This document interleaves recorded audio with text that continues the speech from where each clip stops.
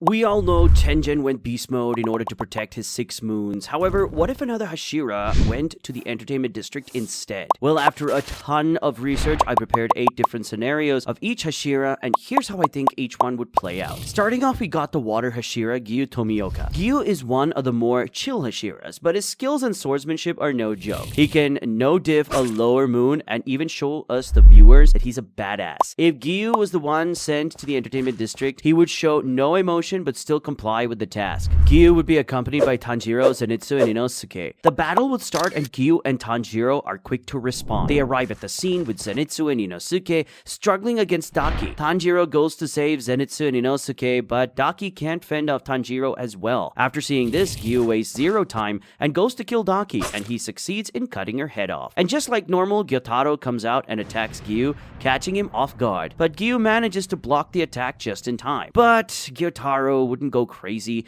and be jealous of him because he clearly doesn't have Riz like Tengen. Both Gyu and Gyotaro are evenly matched. Tanjiro tries to interrupt their 1v1 and ends up distracting Gyu, giving Gyotaro the perfect time to strike. Gyotaro ends up hitting Gyu with his poison sights. It isn't a fatal hit, but it brings Gyu's performance down to the point where he can't fight Gyotaro alone. Tanjiro fights Gyotaro, and even though Gyotaro can overpower Tanjiro in terms of strength, Tanjiro can level the battle with his sun-breathing technique. Gyu re-enters the fight to help Tanjiro beat Gyotaro. Together, they overpower Gyotaro with an amazing showcase of their water and sun-breathing techniques. At the same time, Zenitsu and Inosuke are able to cut down Daki's head, and together with Tanjiro and Gyu, they can kill the Upper Moon 6. Next up, we got the Flame Hashira. Rengoku showed his amazing set of skills when he fought Akaza on the Mugen Train arc. He even managed to put up a good fight against the Upper Moon 3, even without the Demon Slayer mark, until he became a donut. So how would he do in this situation? Well, like normal, when they arrive in the entertainment district, Tanjiro would encounter Daki first. Rengoku would sense the danger that Daki brings with him and would directly go to Tanjiro for backup. Daki is about to land a hit on Tanjiro, but Rengoku can stop her attack just in time while also slashing her head off with his fire-breathing technique. Rengoku is proud that he's able to save Tanjiro, disregarding the fact that Daki still hasn't died, even though he slashed her head off, which is why you always double tap. Suddenly, Rengoku gets hit with Gyotaro's poison sights, but he manages to hit Gyotaro as well. Tanjiro and the others join the battle and keep Daki busy, while Rengoku and Gyotaro square off. As the fight goes on, they would still be able to defeat the 2 Upper Moons, but this time, Tanjiro probably wouldn't awaken his Demon Slayer mark, as the fight would be easier, seeing as Rengoku is stronger than Tengen. Next up is the Wind Hashira. Sanemi hates demons. This is a non-negotiable for him, but when he faces one, he makes sure that the demon is killed,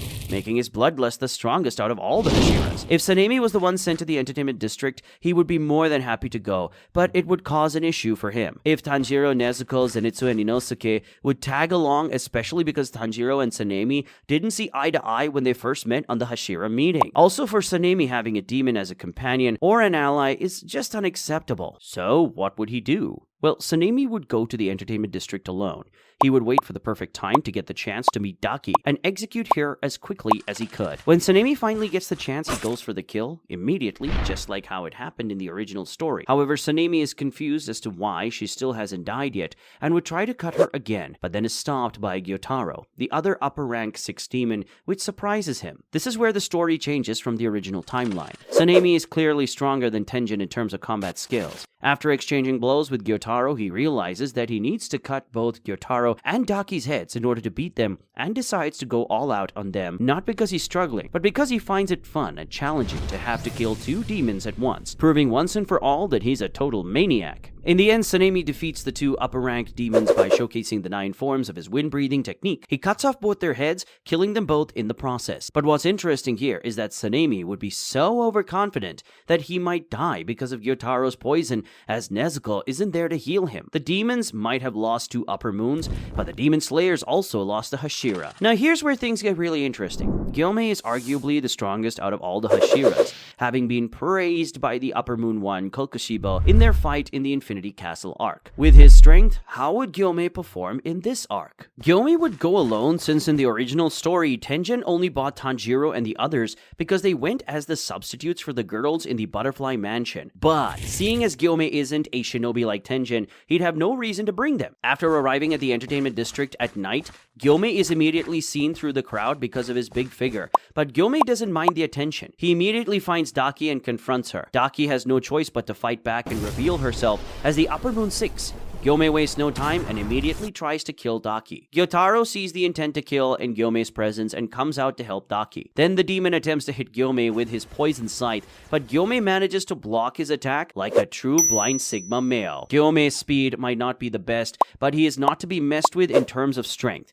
Gyome can easily overpower Gyotaro and Daki's combined abilities with ease, seeing as he was not able to lose any limbs against Kokushibo. Gyome hits Gyotaro with a powerful blow and blasts him away. Gyotaro realizes that Gyome is way more powerful than he is, and plans to retreat with Daki in order to survive, because he knows that Gyome is the true monster here. Daki starts to attack Gyome, but Gyotaro tries to stop her. It's too late though, because Gyome manages to hit Daki with a fatal blow that blows her head off with his stone breathing. Gyotaro comes to help Daki, and Gyome takes the chance to hit Gyotaro, killing both of them in the process. Now, have you ever wondered what would happen if Shinobu arrived? Well, Shinobu is a special kind of demon slayer because her Nichiren blade isn't exactly a blade. She has a stinger katana, which has a thingamajig at the tip of her sword that can inject poison from wisteria flowers, which are harmful to demons. If Shinobu was the one sent to the entertainment district, she'd accept the task and go with Kanao, since they're both girls and can disguise themselves as oirans. Really pretty ones too. After Shinobu arrives at the entertainment district, she tries to find information regarding the demons there. When she finds Daki, she'll want to inject her with enough poison to kill her immediately,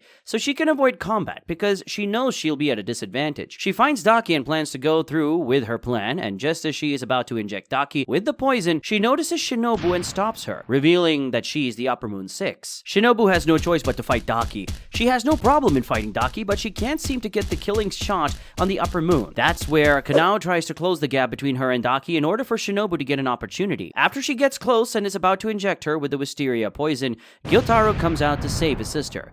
Gyotaro is envious of Shinobu's beauty and plans to kill her as quickly as he can. How insecure can this guy be? Anyway, Shinobu is overwhelmed by Gyotaro's speed and strength. However, Kanao would have to use her vermilion eye to be able to fight Daki alone. Shinobu successfully inserts her poison into Gyotaro after losing an arm, while Kanao decapitates Daki at the cost of her one eye. In the eye though, Shinobu will die as she's lost too much blood and they can't make an antidote for Gyotaro's poison in time. Get ready for some love because here's Mitsuri. Mitsuri is arguably the strongest female character in Demon Slayer, literally. Her looks might deceive you, but she packs a punch. If Mitsuri was the one sent to the entertainment district, she'd be more than happy to go. She'd be even happier if Tanjiro and the others went with her. After arriving at the entertainment district, Mitsuri and the others start exploring to scout the area first. They get separated in the process. Mitsuri is alone while Tanjiro, Zenitsu, and Inosuke are together. I would stick with Mitsuri, not gonna lie. Tanjiro and the gang eventually encounter Daki and Mitsuri soon follows. Mitsuri arrives at the scene with Daki fighting Tanjiro and the others. She immediately steps into the battle and easily overpowers Daki with her unique Nichiren sword and strength. Suddenly, Gyotaro comes out and comforts her. Mitsuri and the others are confused about what's happening, but still decide to attack. Gyotaro fights back and they are overwhelmed by his power. Mitsuri and Gyotaro are an even match, but Daki is slowly losing to Tanjiro, Zenitsu, and Inosuke. Tanjiro and the others are able to behead Daki, but she still won't die. They realize that they have to cut off both their heads at the same time, so Tanjiro decides to go help Mitsuri and leaves Daki to Zenitsu and Inosuke. Tanjiro arrives at the scene where Mitsuri is being overpowered by Gyotaro. Tanjiro enters the fight and Gyotaro focuses on Tanjiro. Gyotaro is able to hit Tanjiro with a heavy blow as he is about to finish him. Mitsuri then re-enters the fight and unlocks her Demon Slayer mark. Mitsuri's strength overpowers Gyotaro, and now Gyotaro is at a disadvantage with a newly awakened Mitsuri and Tanjiro fighting him. Meanwhile, Zenitsu and Inosuke are having a hard time against Daki until Nezuko shows up. At the same time, Mitsuri and Tanjiro are trying their best to defeat Gyotaro. Mitsuri is able to land a good hit on Gyotaro as Tanjiro is able to slice off his head. So far, only 2 Hashiras have fallen to the Upper Moon duo, So how would Muichiro do? Muichiro is an airhead, but his status as a Hashira makes his presence known to everyone. And even though he's the youngest of the Hashiras, he clearly showed that he can carry his weight when he fought Gyoko, the Upper Moon 5. When he receives the order to exterminate a demon in the entertainment district, Tanjiro and the others won't be accompanying him because he wouldn't ask for it, and they didn't really get along during the Hashira meeting. Muichiro was just staring into the air the whole time too. After Muichiro arrives at the entertainment district, Muichiro blends into the crowd, and because he has a neutral appearance, he can be mistaken for either a boy or a girl sometimes. This gives him the advantage because Daki won't see him coming. After Muichiro gets the chance to get to Daki, he tries to execute her right away. Daki fights back, but Muichiro quickly counters and cuts her head off. Gyotaro senses that Muichiro is a threat and decides to come out to help his sister. Muichiro is surprised that there are two demons that have the Upper Moon 6 title, but it doesn't faze him. So how would he do in a fight? Well, Muichiro continues the attack, hoping to also kill Gyotaro quickly, but Gyotaro blocks his attack like it's nothing, showing that his strength is way better than Daki's. Muichiro plans to take the fight seriously and go all out because he's at the numbers disadvantage. Daki and Gyotaro both go at Muichiro, and he can't do anything but defend. Muichiro also can't unlock his Demon Slayer mark because he isn't fulfilling one of the conditions, which is to have been in contact with a marked user, which was supposed to be Tanjiro. So what happens next? Muichiro is hit badly and is poisoned, but he isn't stopping. He manages to counterattack and hit Daki, slicing her head off. Gyotaro tries to land another hit, but he's able to slice off Gyotaro's head. However, Daki is back again. It became a battle of attrition, but as you expected, if Muichiro doesn't unlock his Demon Slayer mark, he would lose, as the two would be able to stop him from taking off both their heads at the same time. Last but not least, we have the Serpent Hashira. Obanai is portrayed as a harsh person,